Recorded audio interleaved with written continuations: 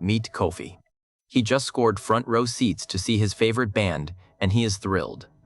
He has been setting aside bananas for months for this one show. The second tickets go live, he fights through a digital queue for nearly 20 nerve-wracking minutes and finally locks in a seat. Great day, Kofi thinks, closing his laptop. Then the final receipt loads. The seating chart listed the ticket at 80 bananas. His actual total at checkout is 141 bananas. Where did the extra 61 go?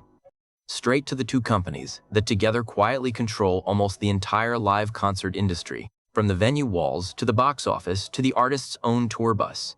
This is the concert ticket duopoly explained. Here is how two companies took over an entire industry and why every fan is paying the price. First, what exactly is a duopoly? It is when two companies control such an overwhelming share of a market that there is barely any real room left for anyone else. Look at the concert industry and you will find two companies sitting at the top. One runs the ticketing platform used at checkout by nearly every major venue in the country. Thanks to a landmark merger in 2010, the other owns the venues themselves, promotes the touring schedules, and manages a large number of artists directly. Regulators estimate the combined entity touches around 70% of major concert ticketing and venue operations nationwide. A staggering share of an industry that used to have dozens of genuinely competing players. Picture this. The same company that owns the stadium also sets the ticket price, books the touring act, runs the box office, and negotiates with the artist's management. As a fan, where exactly would you go instead? There is no rival venue offering a better deal because the company sitting on the other side of nearly every transaction is the same one. That is precisely the position fans, independent venues, and even artists find themselves stuck in today.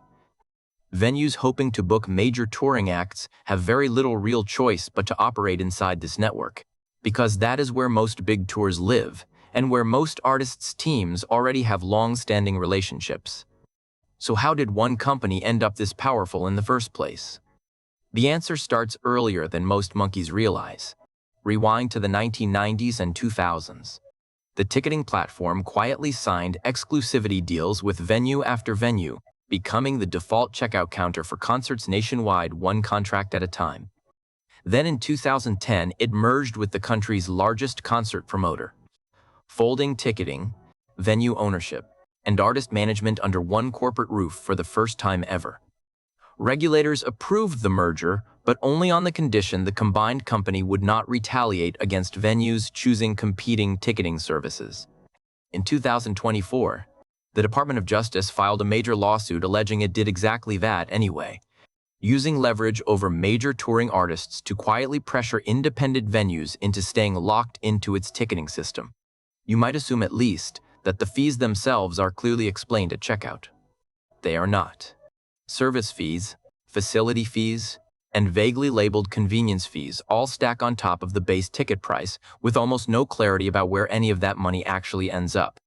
Independent studies have found stacked fees can add 25 to 30% or more on top of a ticket's original face value, sometimes considerably more for high-demand shows where dynamic pricing algorithms nudge the base price upward in real time as demand spikes. The number Kofi saw on the seating chart and the number on his receipt are two entirely different conversations. It gets messier once Resale enters the picture. Because the same company that sells the original ticket often also operates the official resale marketplace, it can profit a second time when that ticket gets resold at a markup, getting paid twice on a single seat. Artists have started speaking out publicly, frustrated that fans blame them for prices they do not fully control, while a large share of the cost gets layered on by the platform sitting between artist and audience. The musician announces a tour. The fan buys a ticket. Everything in between is controlled by a third party that neither of them chose. So how does any of this actually reach a regular monkey just trying to see a show? Fans consistently pay noticeably more for the exact same seat than they would in a genuinely competitive market. Independent venues struggle to book major touring acts at all without routing through the dominant network in some form. And artists have publicly criticized the fee structure and lack of pricing transparency around their own tours. sometimes apologizing directly to fans for costs they say they cannot fully explain or control. When one company effectively controls the venue, the ticketing system, and often significant parts of the artist relationship all at once, market price stops meaning very much at all. It becomes whatever number the company decides to place at the end of the checkout funnel, because there is no meaningful alternative that gives fans the experience they came for at a price they actually agreed to. The Department of Justice lawsuit filed in 2024 is still working its way through the courts, aiming to potentially break up the merged ticketing and promotion business and restore genuine competition to the industry. Whether that actually happens or not, the fight has already thrown a spotlight on how 2 decades of quiet consolidation turned what should be a simple transaction into a maze of stacked fees nobody actually chose to accept. A ticket should be a ticket. A price should be a price. The gap between what fans see advertised and what they pay at checkout is not a technical glitch. It is a business model. Kofi is not unusual at all. He is exactly the kind of fan this whole system is built around. He wanted the seat badly enough to accept whatever number the checkout page showed him, because by the time he reached that screen, he had already invested 20 minutes in the queue and emotionally committed to going. That is not a coincidence. Every part of the purchase funnel is engineered around this psychology. The ticking countdown clock. The only 3 seats left at this price warning.